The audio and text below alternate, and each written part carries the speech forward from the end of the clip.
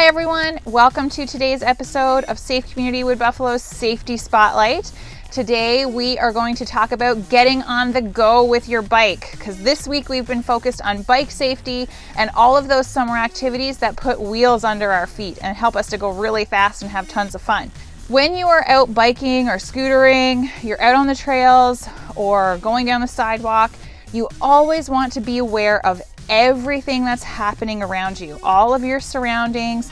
You want to be listening for traffic, watching for traffic. If you're on the trails, you want to be watching for wildlife maybe. You want to be always mindful of things that are happening around you.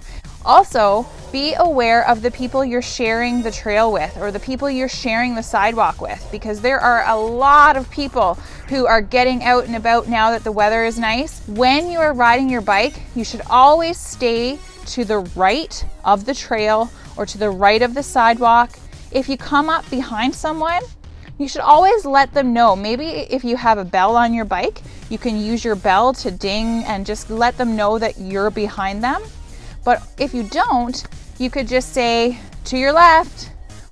To your left. Let them know that you're coming up behind them.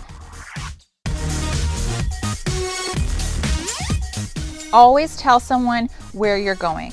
It's very, very important that you let somebody know, you let an adult know, your parent, your caregiver, that where you're going if you're going on your bike. If you're old enough that you can take your bike and go by yourself, maybe you've mapped out a safe route that you're able to take your bike or your scooter and go by yourself for a little bit. Never go without telling someone that you're leaving and that I'm going this way, this is the route I'm taking, so that people know where to find you.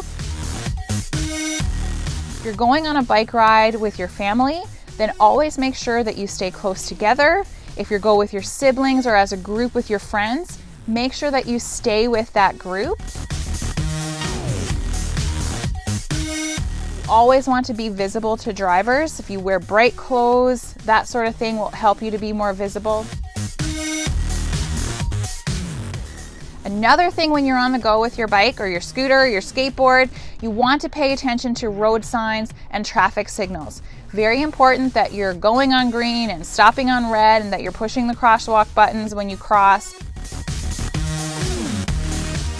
When you need to cross the street, use a crosswalk. If there is no marked crosswalk with the white lines or the white blocks, make sure that you go to an intersection where there's a stop sign or a yield sign. That way, a driver is more likely to see you. You will be more visible to them. Once you get to that crosswalk or that place, that corner, you need to first of all stop. That is very, very important. You stop, you get off of your bike if you're riding your bike, you look, listen, look again, and do not step off the curb until you know that it is safe to do so. Good practice is to make eye contact with the driver so you know that they have seen you and they are ready for you to cross in front of them.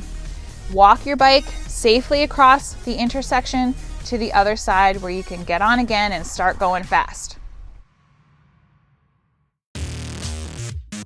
We walk across an intersection with our bike just to decrease the risk of us falling in the middle of traffic, which is not a very safe place for us to be. So we want to make sure that we take our time and that we get to the other side of the street safely.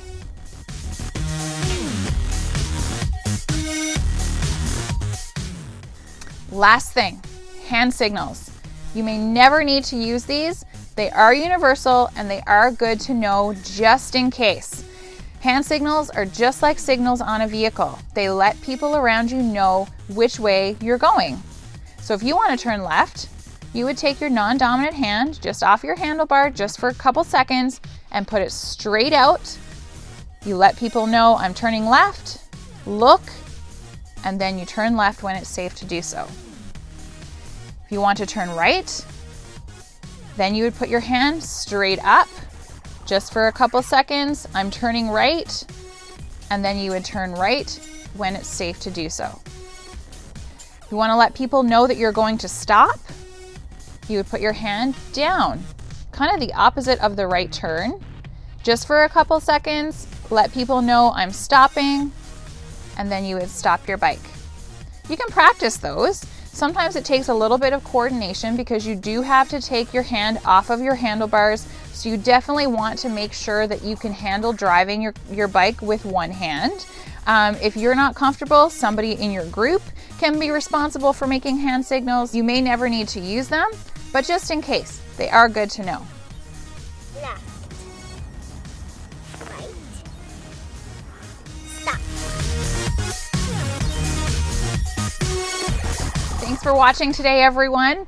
Get on the go with your bikes and those scooters and rollerblades and get out there and get active. We want to see you out using all of the safety things that we talked about this week. We also want you to join us tomorrow for tomorrow's Safety Spotlight, and we will have a special guest. So you want to tune in and make sure you don't miss it. So share with your friends, share all of these safety tips about bike safety, and remember, stay safe, take care,